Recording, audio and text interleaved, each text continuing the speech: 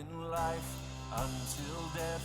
May we use our every breath, saying, Jesus, you are Lord of all, ever faithful, ever true, ever sure to see us through. We surrender all to you. We say, Jesus, you are Lord of all. We say, Jesus, you are Lord of all. We say, Jesus, you are Lord of all.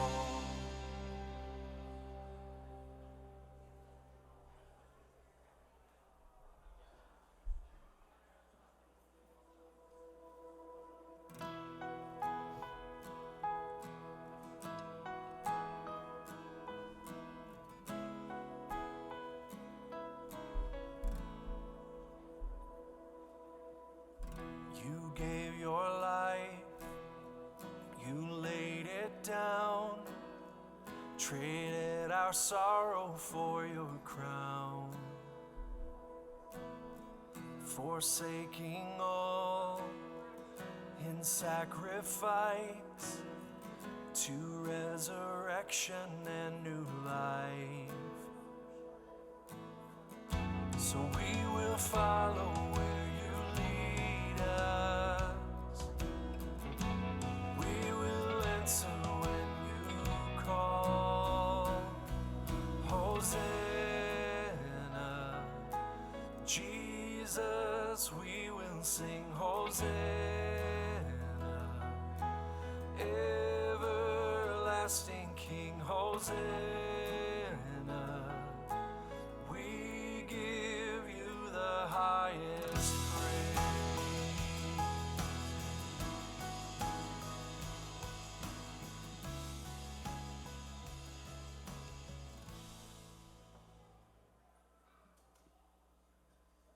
Good morning and welcome to Boulder Church. We're so glad to see everyone here today. So I want to welcome you. I want to welcome everyone that's watching online too. You guys made it out in this dreary, cold, rainy day in true Colorado fashion, being the second day of summer. We're greeted with this drizzle. So I'm going to invite you guys to stand up with us, and we'll get started singing some praise and worship.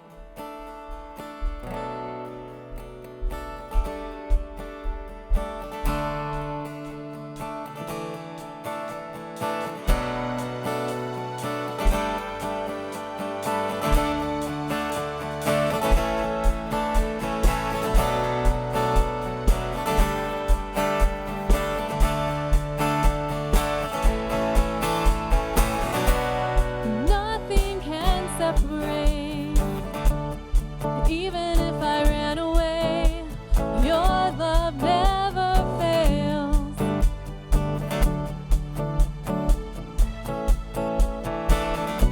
I know I still make mistakes, but you have new mercies for me every day. Your love never fails.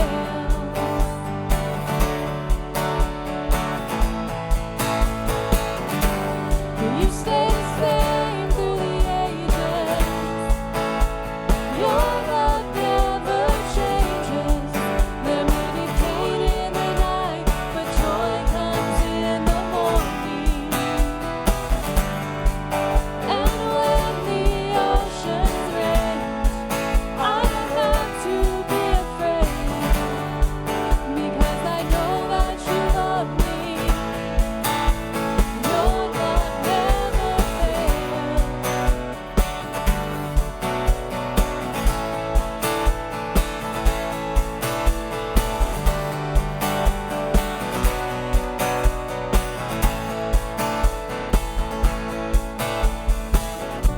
The wind is strong, the water's deep. I'm not alone here in these open seas. Your love never fails.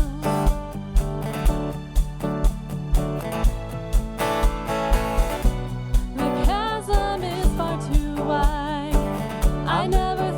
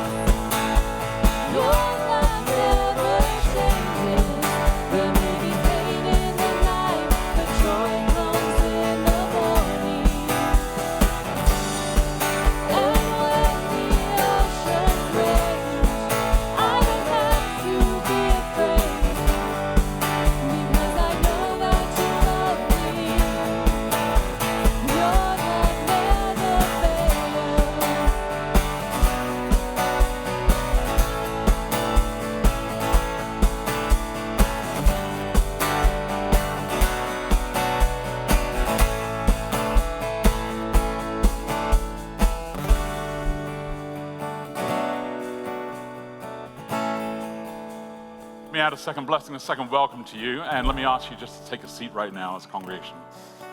And to everybody online, I want to let you know that we get to have this moment in the service where we get to celebrate, and I'm going to invite Jay to come up here and Stephanie to come up here, and family, and this is a beautiful, beautiful moment for us because we get to celebrate life, but we get to dedicate life, and we get to dedicate this beautiful girl, Isabella here, and just say, wow.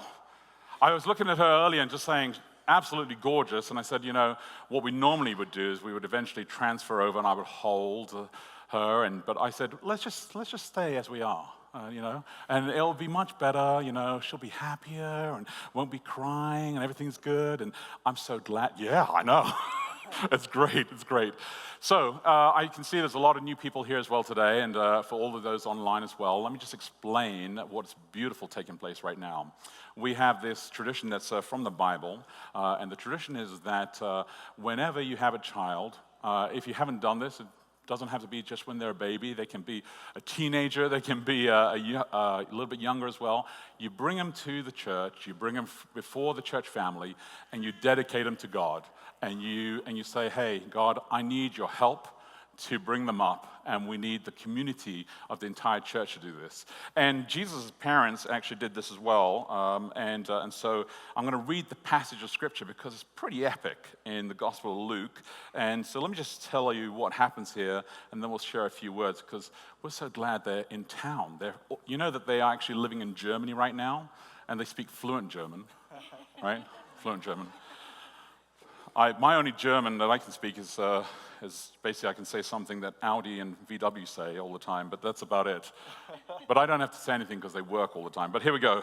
This is the beautiful passage in Luke, and it's just this moment where Jesus' parents bring Jesus to the temple. It says this, and he came in the Spirit into the temple when the parents brought in the child Jesus to do for him according to the custom of the law.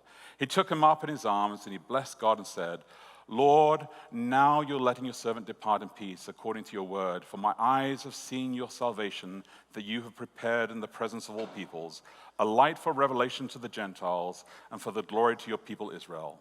And his father and his mother marveled at what was said about him. And Simeon blessed them and said to Mary his mother, behold, this child is appointed for the fall and rising of many in Israel, for a sign that is opposed. And there was a prophetess Anna there, and she spoke as well, advanced in years. This passage talks about a moment where they bring Jesus to the temple. And you think to yourself, did Jesus need to be dedicated as a baby? We would say, well, no, he's God. He doesn't need to be dedicated. But they knew that the power and the strength of community is that even in the process of doing this, it was going to be beautiful for the parents as well. So for Stephanie and for JJ, and we're excited for you, that you're not alone. Even when you're in Germany, you're not alone. And in fact, we're blessed because you have so much family here. So I'm going to invite the immediate family here just to stand so you can see as a congregation church, if I can invite all the family, cousins, grandparents, anybody who wants to claim family heritage right now, please do. Look at this. This is beautiful. And just to see all the family here, but then you have church family, and it's a global church family, but you have a local church family of many churches, not only here at Boulder as well, who love you guys and will help you in any way, in shape, or form.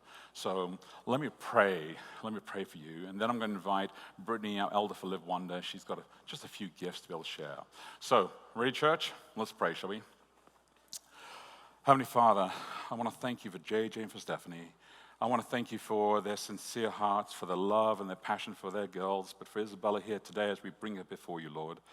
They know that they want to bring her up in the strongest way to be just a follower of you, to know you, to love you, to be the disciple that you call her to be. Whatever she does with her life, Lord, whatever she dreams of with her life, I know that their intent and their desire is that she follows you ultimately.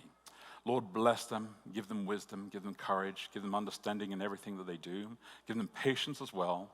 May they know that they're not alone, that they not only have their immediate family here, which is beautiful, but they have the extended church family locally and globally. We ask this in Jesus' most beautiful and precious name. Amen and amen. All right, let me invite Brittany up here. You know, I was pretty excited about this because Stephanie and I I feel like we're old school Boulder Church representing the full circle of life. And so it's just really fun to be part of this and to have you guys back. And we've missed you guys in Sabbath school, but we're so glad that you're here today. It's just so fun. Stephanie and I literally, like, we just ran through the churches. Like, there's probably scars on the walls from us and different things like that. So it's just so fun. And to have our children just be growing up together as well.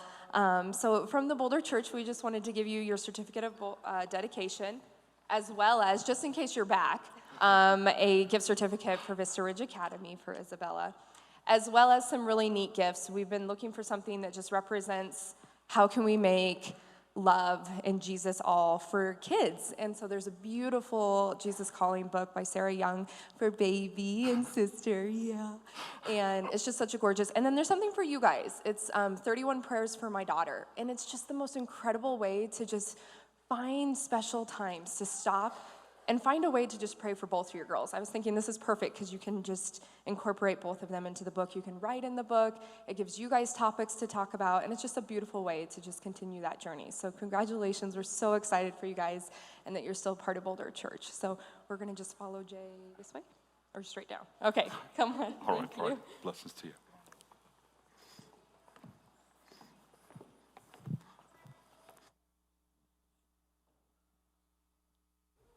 Okay, now it's time for Kids Live. So I invite all the kids to come up here, and I have a story to tell you guys.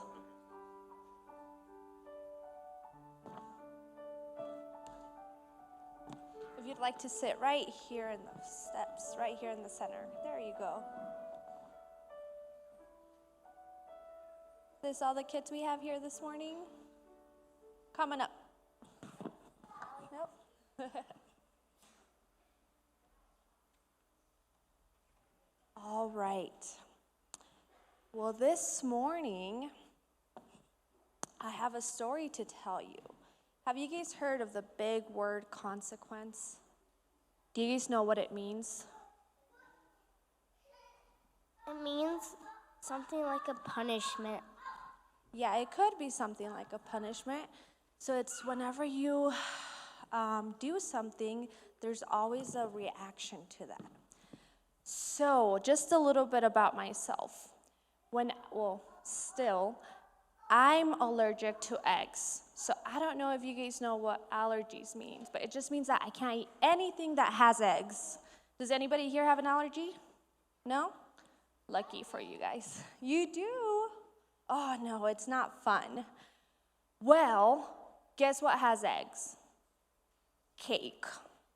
So that means that for my birthday, I can't ever eat cake because it's made with eggs.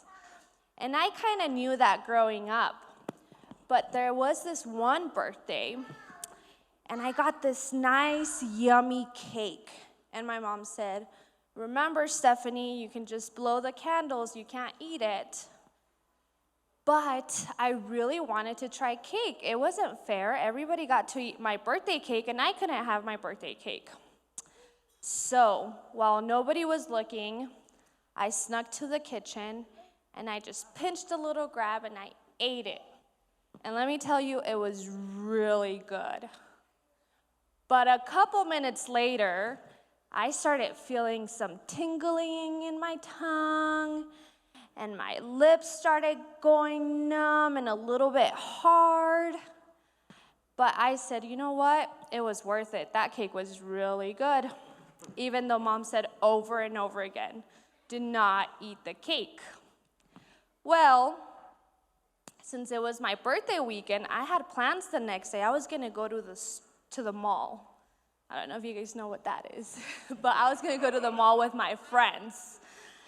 And I had this big day planned out. But as the day progressed, I started feeling really sick. And I started looking really funny and really weird. My eyes started swelling, and my lips started swelling. And all of a sudden, I didn't look like this. I looked like Shrek. So then, Mom gave me some medicine, right? And right away, I started drinking milk, lots and lots of milk. Because I always heard, my mom always told me, if you ever eat anything with egg, drink milk. So I drank almost a gallon of milk, thinking that maybe that was gonna help. Well, it didn't. And in the morning, I woke up even worse. So I had to cancel my trip with my friends to the mall. And what I didn't know was that my mom had ordered a special cake that didn't have eggs. And it was even better than the one that I had tried. So had I just waited, I could have had this nice, yummy cake. It was a chocolate cake. Who here likes chocolate or chocolate cake? Yeah, it's really good. And it had fresh strawberries, and it was so pretty. And the only reason why she didn't tell me about this cake was because since I never got to eat cake, I was gonna eat this whole cake by myself. So if she brought it out while everybody was there, a lot of people were gonna take a piece of my cake. But I didn't listen. And I knew that there was gonna be bad consequences, but I didn't care at that moment. I ate the cake I wasn't supposed to.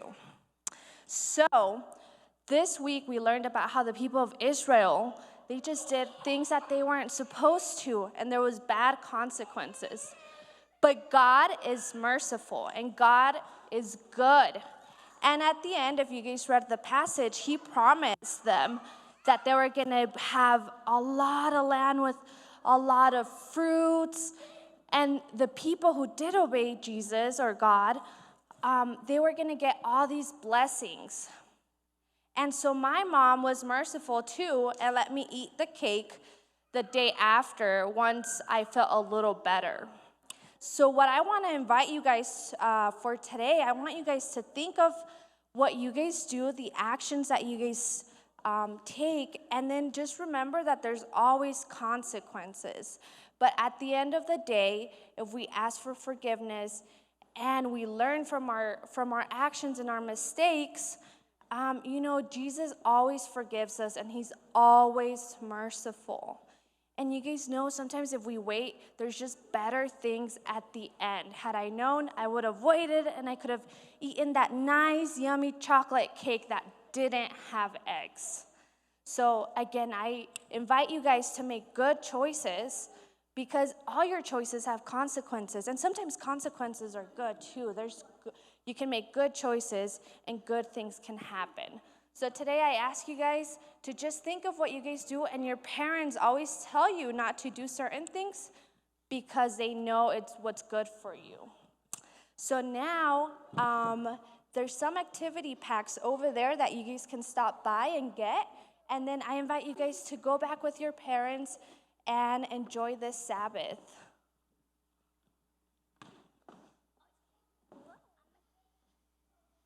Good morning, church. Happy Sabbath. So in church, we have good news sometimes and we have bad news sometimes. And I was hit with some very bad news this morning. We're losing 2 of our member families who are moving away. And so I'm going to invite Miss Darla Drain and Mrs. Jen Carpenter and her daughter Kelsey to come up on stage here. Darla has decided she doesn't like Colorado, and she thinks that Stockton, California is a better place for her to be. She's really wrong about that, but she'll have to figure that out. And Jen and her family are moving to Washington. I'm not sure where yet. But Bryan has a job in Washington. Where in Washington? Burlington. So Jen and Bryan and Kelsey and Emma will be moving to Washington, to Burlington. So we just want to offer a prayer. This is our corporate prayer for church, but I want to offer a very special prayer on these 2 families as they move away. And I don't know do I smell? Because you guys are all so far from me. So I want to invite you to stand or kneel or whatever you would want to do, your posture of prayer, as we ask God's blessing on these families and ask him to join us here today, or we know he's here today. So let's bow our heads for prayer. Dear God, thank you for being with us here today in church. And God, I thank you that you make all things good, and I thank you that your love never fails. And God, when the oceans rage and the chasms are wide and we have pain in the night, God, we know that you will bring joy in the morning. Thank you for making all things for our good. And God, I pray special blessings on the Carpenter family as they head to Washington. Be with them, embrace them, and make the transition easy for them. I pray for Darla as she moves to Stockton. God, may that be a great move for her. May she have good experiences. Please keep her safe. Lord, I pray that as Alex brings us the message today, that you will speak directly to our hearts and that we will leave this place changed and touched by your love.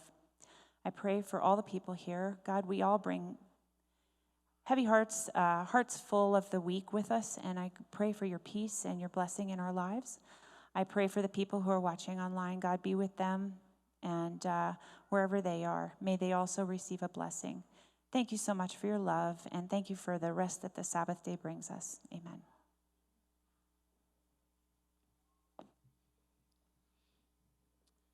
The spoken word comes to us today from Amos 9, verses 11 through 15. In that day I will raise up the booth of David that is fallen and repair its branches, and raise up the ruins, and rebuild it as in the days of old, that they may possess the remnant of Edom and all the nations who are called by my name, declares the Lord who does this.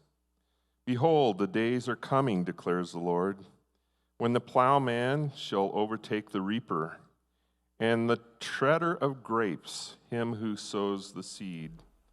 The mountains shall drip sweet wine, and all the hills shall flow with it. I will restore the fortunes of my people Israel, and they shall rebuild the ruined cities and inhabit them. They shall plant vineyards and drink their wine, and they shall make gardens and eat their fruit. I will plant them on their land, and they shall never again be uprooted out of the land that I have given them, says the Lord your God.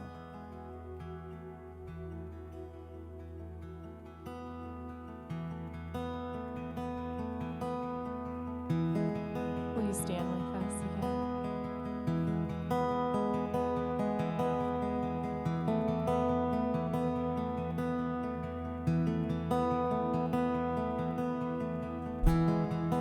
There's nothing worth more that will ever come close.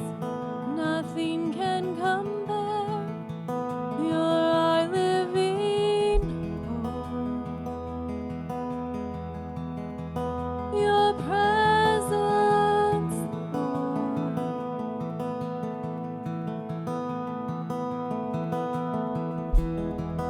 I've tasted and seen of the sweetest of loves, where my heart becomes free and my shame is undone.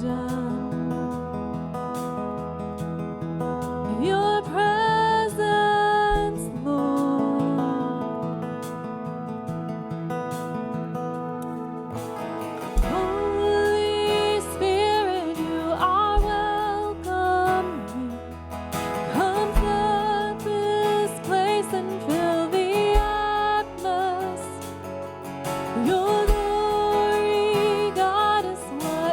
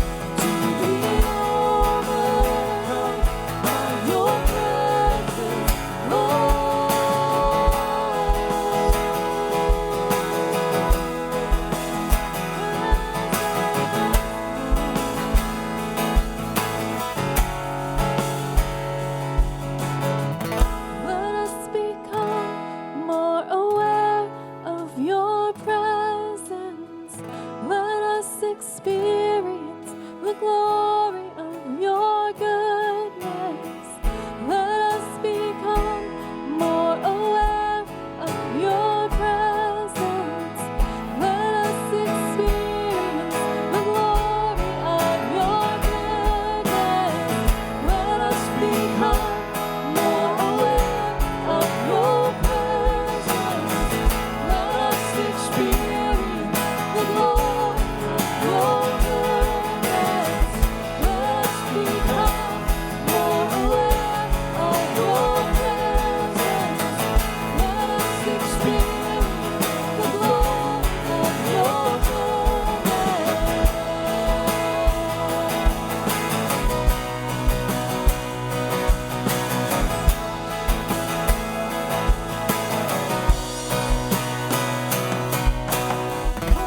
Holy Spirit, you are welcome here.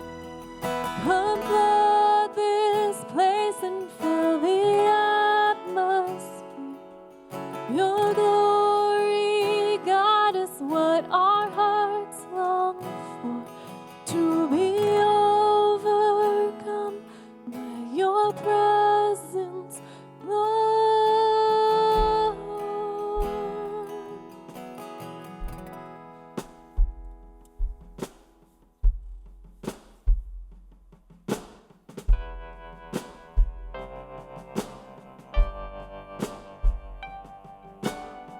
We've been singing this song over the last few weeks to tie in with our series. So join us in singing again. It just talks about how no matter what we go through in life, there was, there is, and there always will be someone in the fire with us to help fight our battles.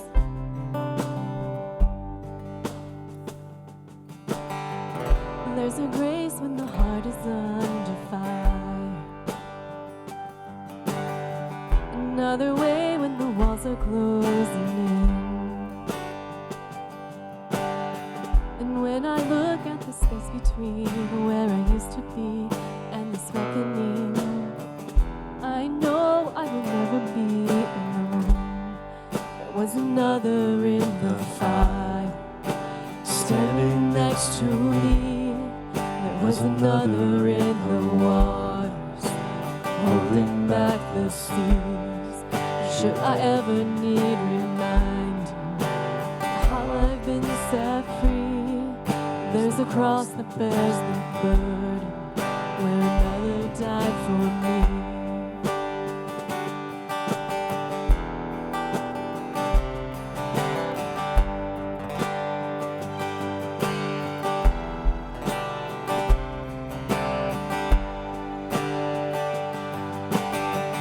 All my debt left for dead beneath the waters. I'm no longer a slave to my sin anymore. And should I fall in the space between what remains of me and this reckoning, either way I won't bow to the things of this world. And I know I will never be alone. There is another in the fire, standing next to me. There is another in the waters, holding back the seas. And should I ever need reminding of how it sets me free, there's a grave that holds nobody. Now the power lives in me. There is another in the fire. Oh, there's another in the fire. Oh.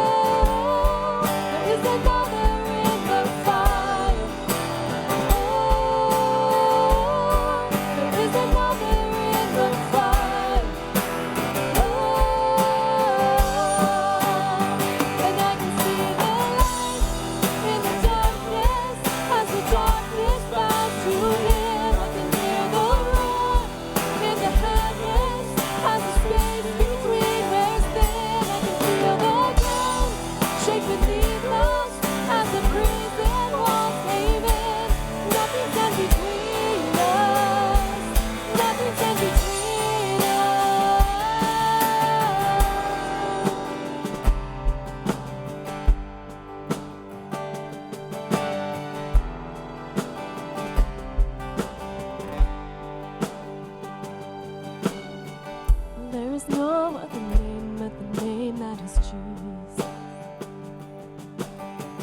He who was and still is and will be through it all. So come what may in the space between all the things unseen and this reckoning, I know I will never be alone. I know I will never be alone. There'll be another in the fire, standing next to me. There'll be another in the waters, holding back the seas. Should I ever need reminding how good you've been to me, I'll count the joy come every battle, 'cause I know that's where you'll be. I'll count the joy come every battle, 'cause I know that's where you'll be. Count the joy come every battle, 'cause I know that's where you'll be.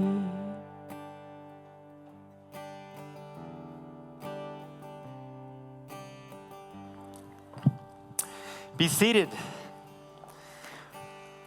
Wow, this place is compelling. I think this is my fourth invitation, Japhet, to open the scriptures and share with this congregation. And I want you to know that as an outsider invited to come in, when I walk into this space, something is different, something irresistible, something that causes me when I go to say, I need more of this. And the first 3 times I came by myself and, of course, Boulder itself. Wow, the sunshine.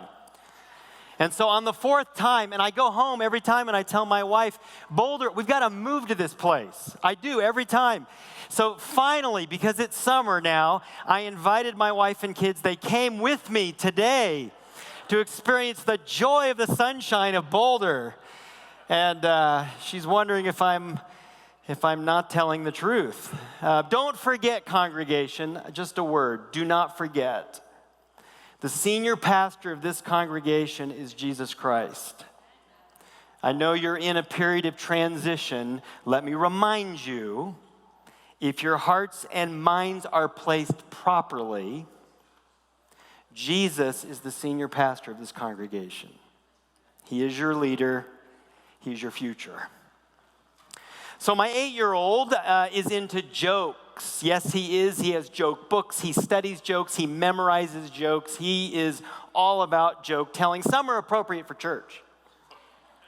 Like, hey, Dad, what kind of lights did Noah install in the ark? Floodlights, right? Floodlights, right? Yeah. And then some jokes are not appropriate for church. Like this one. It's a dinosaur joke. Hey, Dad, how is it that you can't hear a pterodactyl go to the bathroom? Because the P is silent. Yeah, see, inappropriate. I'll get dinged from that. But then some of them aren't jokes, they're riddles, loads of riddles. And I want to launch our reflection this morning with this one. Dad, imagine you're in a room, no doors, no windows. How do you get out? And I think and I struggle because I want to solve the puzzle on my own. Dad, imagine that you're in a room. There's no windows, there's no doors. How do you get out?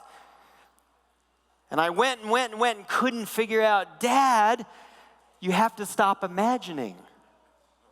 Imagine that you're in a room with no windows and no doors. How do you get out of the room? Stop imagining. You need a new imagination. Norman Vincent Peale said, change your thoughts and it will change your world. A new imagination.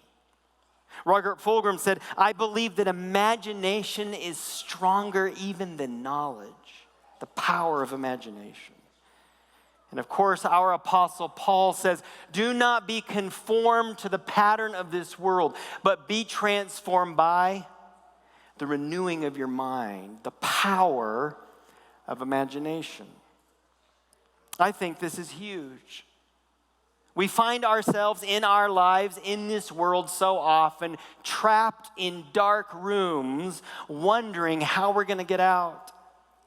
We live in a world where we're consumed with doubt and discouragement, where we find our circumstances claustrophobic. We wonder, how will I escape my current reality?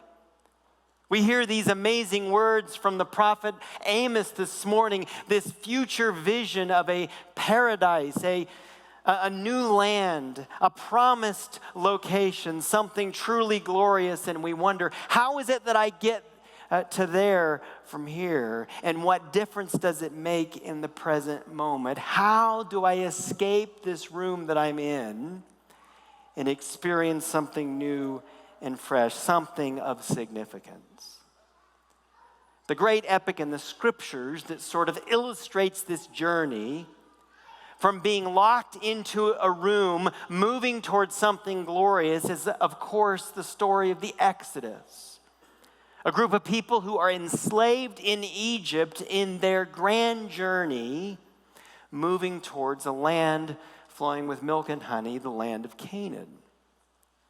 But underneath that story, instructive for us this morning, is the experience of a single individual, a human being, who will be the instigator, the leader, the one who will lead this group of people from the dark room where they had occupied for some 400 years to a land of freedom. This is the man Moses. Moses, who was born a slave to a slave's family in this dark room, but got swept up into the king's palace, part of the establishment, where he became wealthy and powerful. He was on a career trajectory, probably to rule the country. He's got it all together, but yet he's in this dark room. And the powerful story of Moses moving from this so-called success, choosing instead significance. Choosing to be with the enslaved people, to free them and to move them from the dark room without windows and doors into the promised land. His story of moving from his own cage to something truly significant. What is it that he experienced? What steps did he take? Could we get inside his head this morning in an attempt to help ourselves move to better places in our lives? I think so. A commentary was written on his decision making about 1,500 years after the fact in a book called Hebrews, which we find in the New Testament scriptures. Notice these observations about Moses' shift. First, he forms a new identity. We read in Hebrews 11, verses 24 and 25, by faith Moses, when he had grown up, refused to be known as the son of Pharaoh's daughter. He chose to be mistreated along with the people of God rather to enjoy the fleeting pleasures of sin. He refused the identity that he had acquired. He refused to be known as this powerful, in control, wealthy, has his career together sort of person. He gave up that identity taught to him by everybody around him that he might go in a better direction. When he grew up, when he matured, he rejected that identity. Now, this is difficult. The psychologist James Hollis says that we grow up with this tendency to think, I am what the world says I am. Our identity is shaped for us by the outsiders.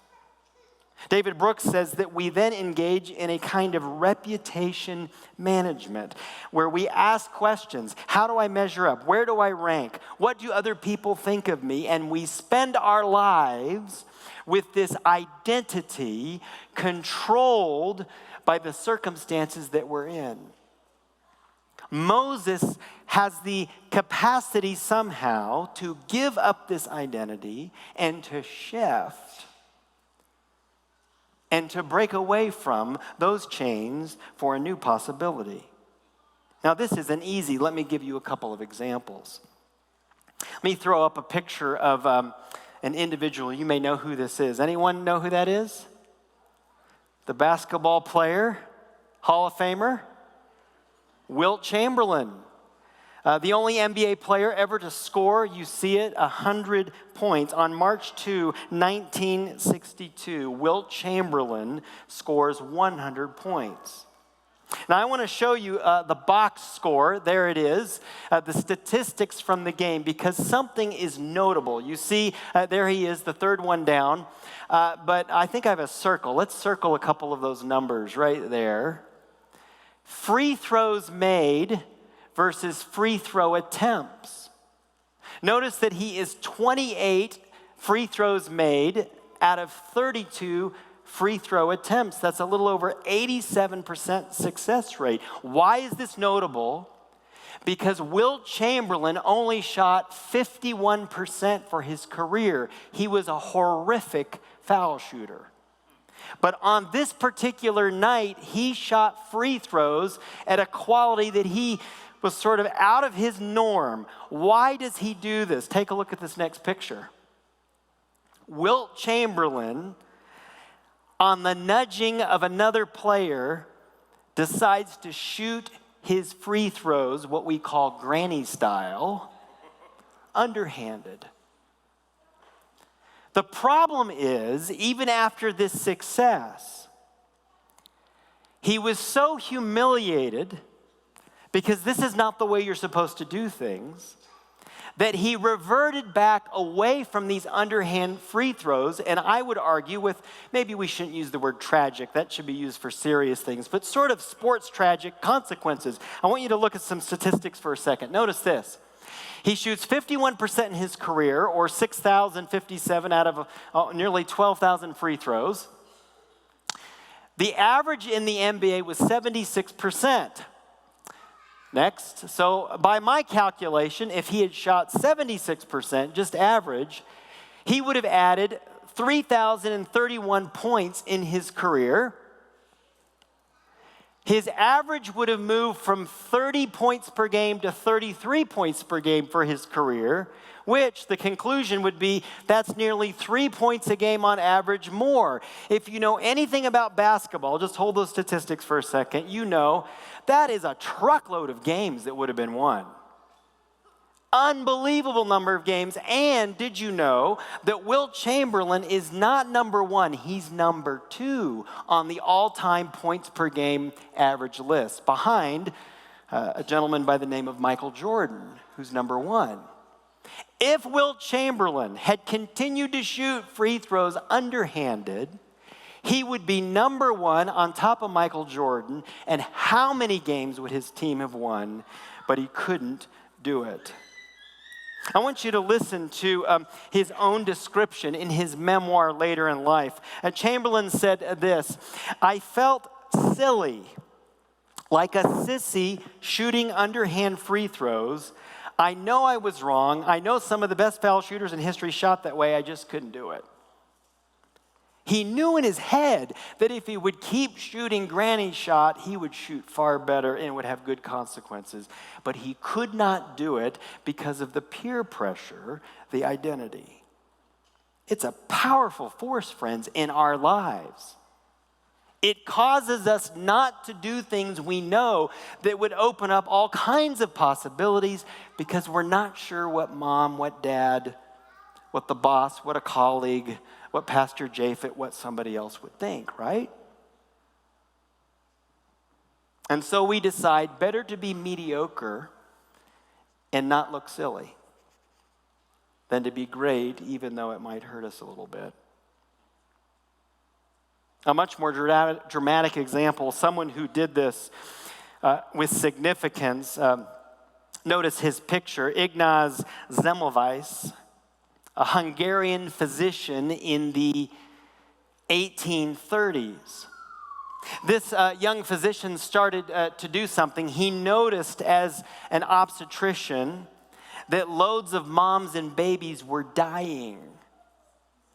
And he had a theory that with some chlorine lime put on the hands, hand washing, that it could make a difference. He advocated hand washing, sterilizing the hands, if you will, that were going to work with this mom and with this baby. And he noticed some significantly improved results.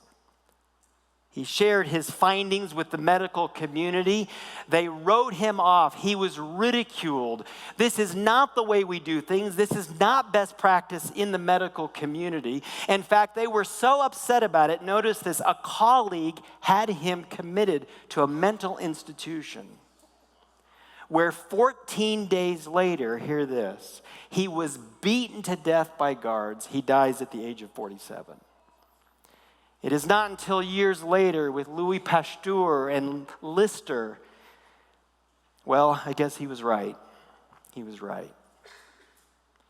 It takes courage to jump out in front, to not be part of the club, to shoot free throws underhand. It takes courage, maybe even a willingness to pay a price to live a much better life, to make some contribution. So why don't we reflect on that for a second? By faith, let's go back to the text. By faith, when he or she had grown up, refused to be known as. By faith, Japhet, right? By faith, Alex, put your name there. By faith, your name, when you had grown up, you refused to be known as what? When you grew up, and maybe today's the day to grow up, friends. What are you going to refuse to be known as?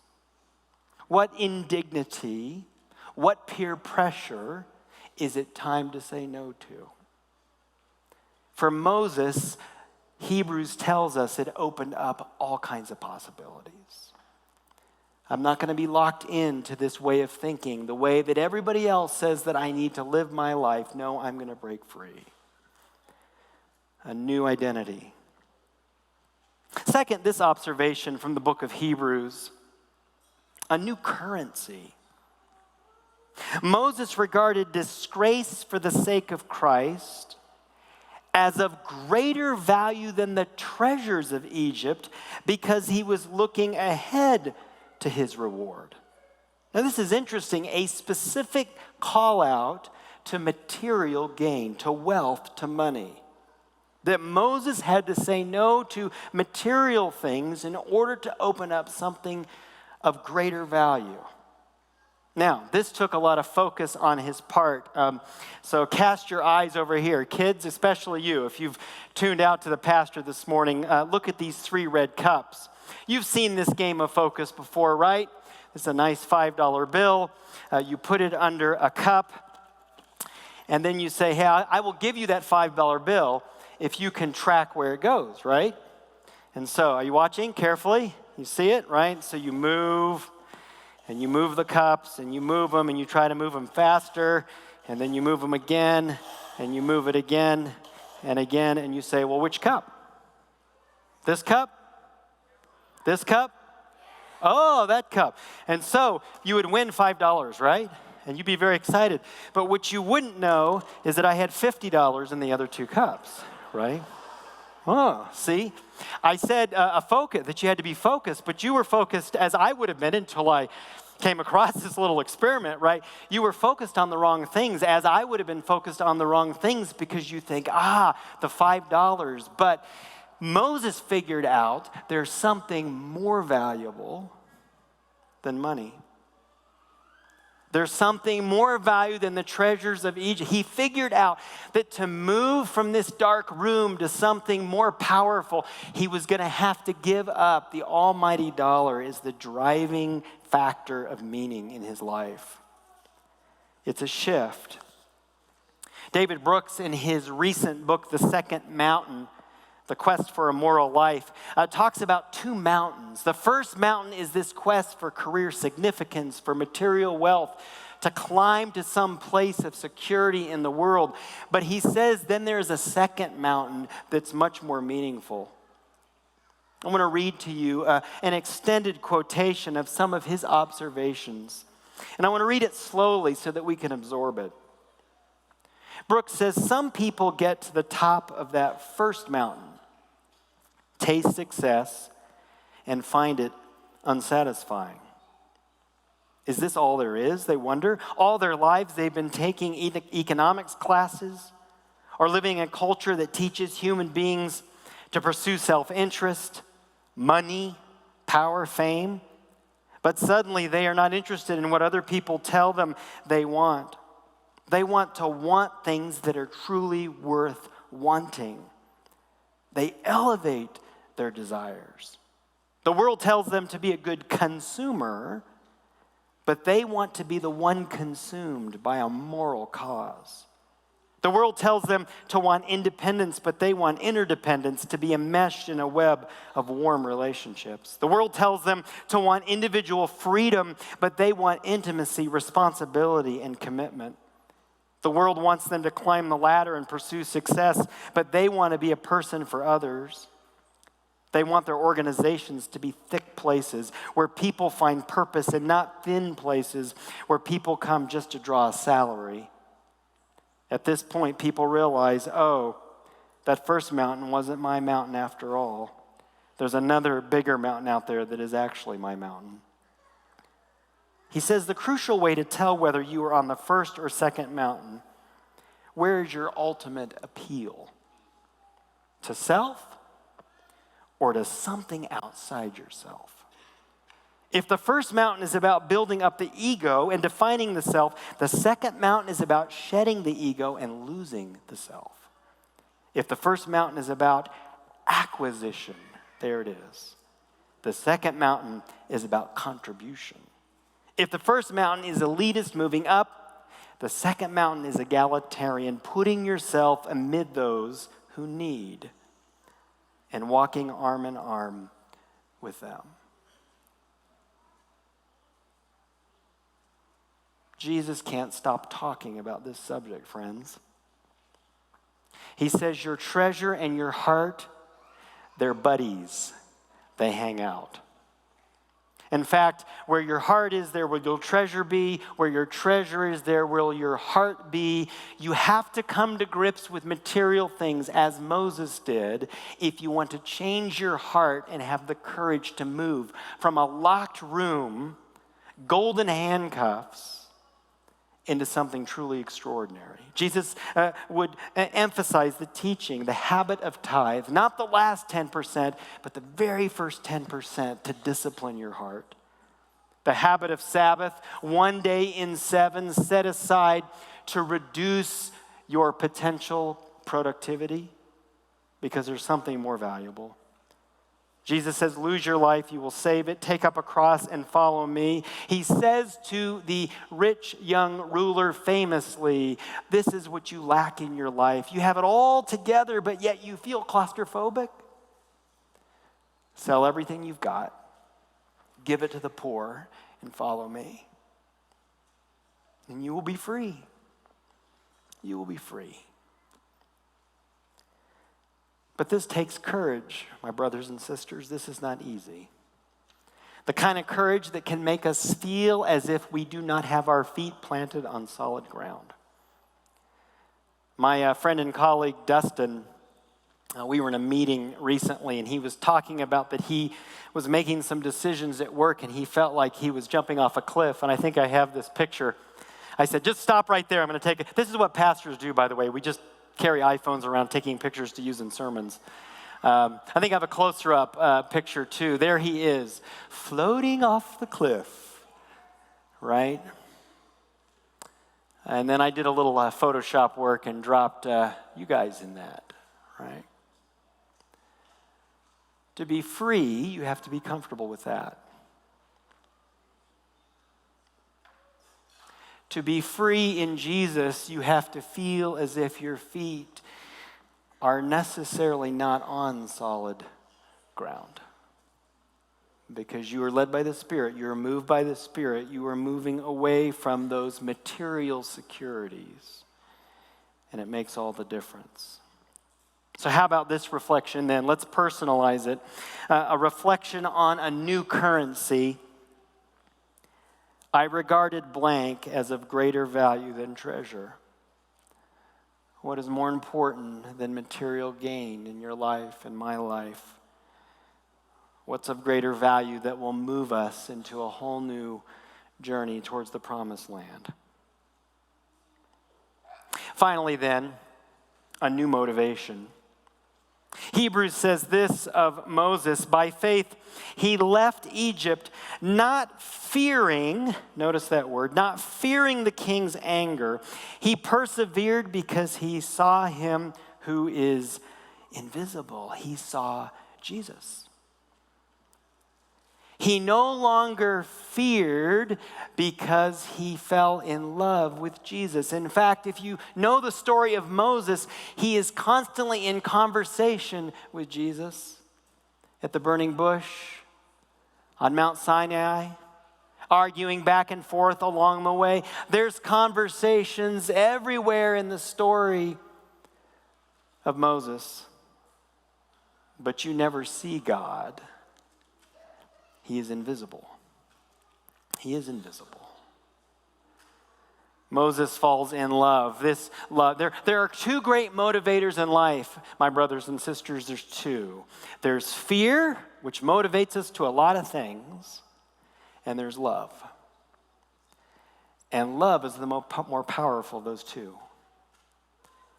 Love for the unseen God motivated Moses to trump the motivation of fear in Pharaoh. The power of love, the nature of love. Love is what motivates us. Now, we see this all around us, so let me give you an example.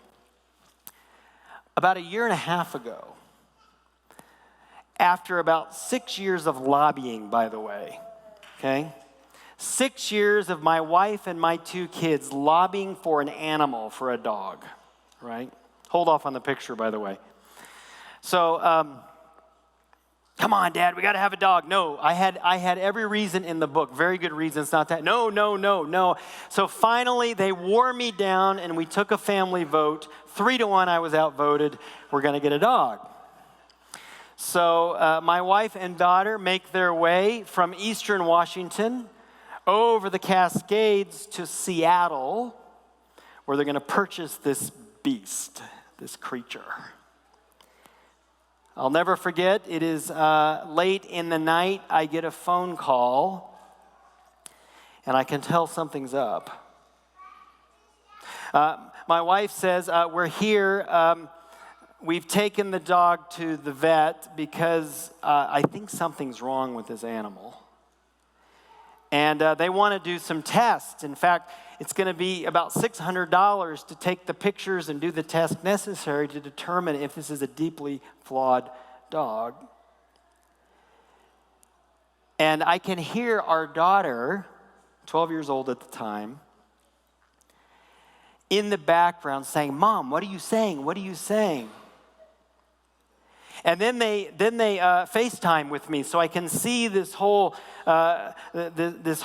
experience that's going on. In fact, now drop the picture up there. So this is what I see, and my wife and I are having this conversation, trying to evaluate whether it's worth pulling the trigger on this animal because it might be broken, flawed. And my little girl, she does not have a category for this conversation. She has already fallen in love. I don't understand. What would be the matter? My wife said, should we take the pictures? I said, well, I don't know. So take us off speakerphone. We got to have a private parent conversation. And it hit us both. There was no turning back. Are we going to explain for the rest of our lives that broken things aren't welcome in our house? I mean, where do you go from here? Should we get the pictures? No. What difference is it going to make now? I mean, it doesn't matter what the tests tell us. This dog's coming home with us because this little girl's in love. The power of love. So now over the last 18 months, Clover, first, middle four letters in her name are love, by the way, which, Clover, she eats entire loaves of bread off the deck. In fact, anything left on the counter in the kitchen within it, she just scoops it up. Got a beautiful brand new remote control, Japhet. The next day, she'd completely eaten the remote control. There's been more carpet cleanings, more repairing of the lawn, technology, hats, shoes, expensive sandals, hair everywhere, dirt, mud, jumping on stuff, spending money. It's been 18 months of, and I keep saying, I say to the dog, I speak to the dog, and I say to the dog, all right, you're done. You're out of here. And the kids are like, no, Dad, you wouldn't do that. And then sometimes I'm like, we're done, Clover. You're going to the pound. Dad, you wouldn't do that. I mean, this dog could like grab matches and strike a match and burn the house down while she's running. And I'd be like the dog, no, Dad, we can't get rid of the dog. But I know something about that, and you do too. Because I have that kind of love for my own kids. Right? And you develop that kind of love for a spouse or for a friend because the power of love makes you do crazy things. That's why we have the phrase, love is blind. Love is blind. Love is blind because it does things that don't make sense. It's so powerful because when it enters your heart, you're willing to swim against the current. Blessed are those who believe without seeing, Jesus says. Blessed are those who have so much love that they're willing to go against everything that seems logical. And so we reflect a final time this morning. By faith, I left what? Not fearing this thing. I persevered because I saw him who is invisible. The power of loving Jesus so much. And there it is, right? A new imagination. The love of Jesus compels us. When we fall in love with him head over heels, there's no telling how dangerous we can be. There's no telling how courageous we can be. There's no telling what kind of identities and what kind of money and what kind of norms we are willing to throw aside to leave the dark claustrophobia for something glorious. There's no telling what we can be when the power of our love for Jesus is so strong that nothing will stop us. May the love of Jesus compel us this day. Amen.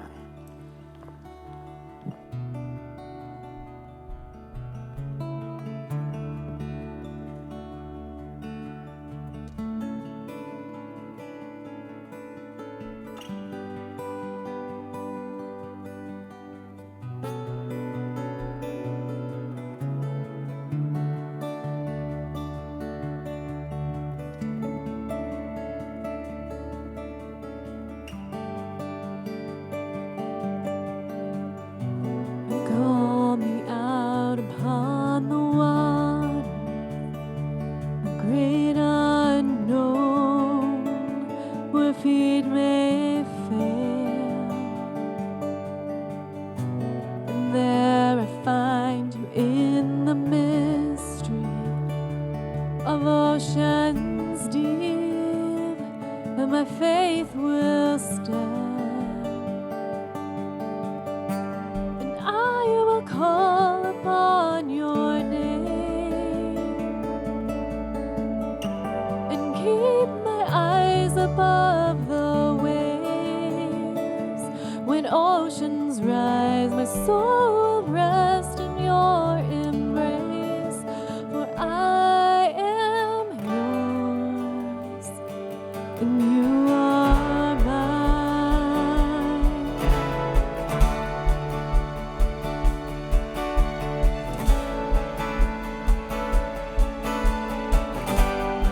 Abounds.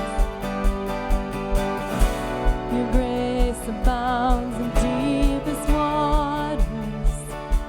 Your sovereign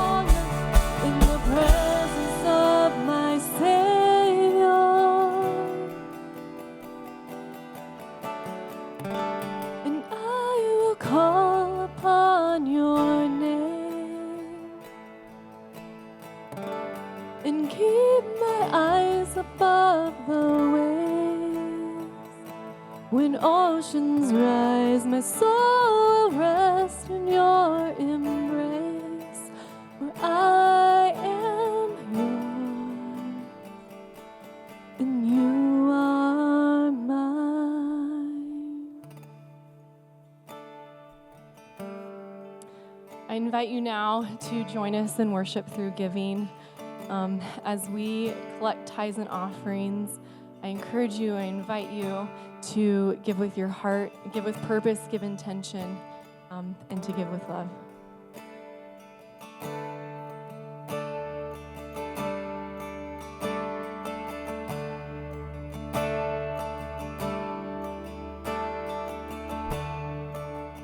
Are you hurting and broken within? Overwhelmed by the weight of your sin? Jesus is calling. Have you come to the end of yourself? Do you thirst for a drink from the well? Jesus is calling. Oh, come to the altar. The Father's arms are open wide. Forgiveness was bought with the precious blood of Jesus Christ.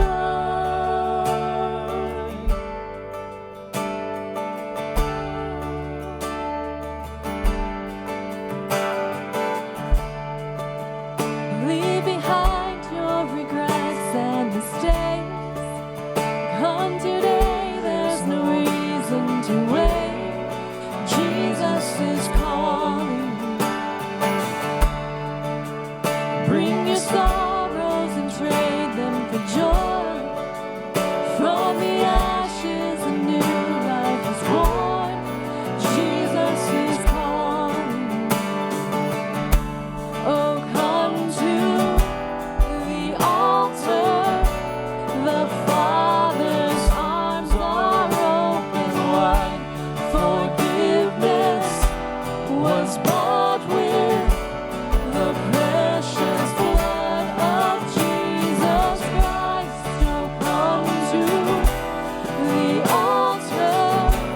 The Father's arms are open wide. Forgiveness was bought with the precious blood of Jesus Christ.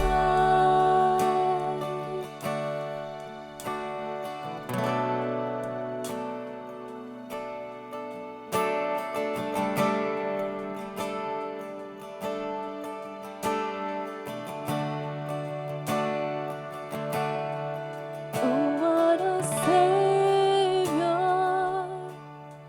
Isn't He wonderful? Sing Alleluia! Christ is risen. Bow down before Him, for He is Lord of all. Sing Alleluia! Christ is risen. Oh, what a Savior! Isn't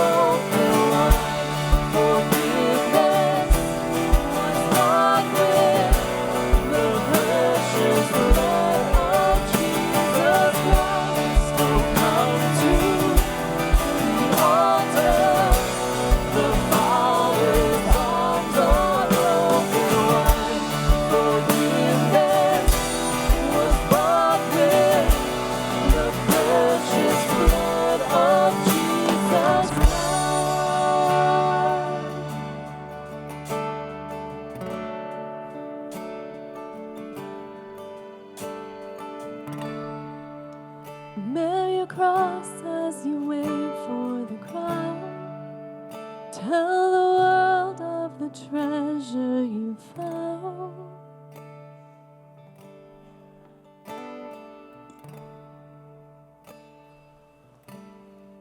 May Jesus bless you with a gentleness and a heart that is tender. May Jesus bless you with strength against all principalities. May Jesus bless you with compassion and care for all people. May Jesus bless you with courage that you will dare to be who you are. May Jesus bless you with openness, understanding, and respect. May Jesus bless you with the power to make Jesus all.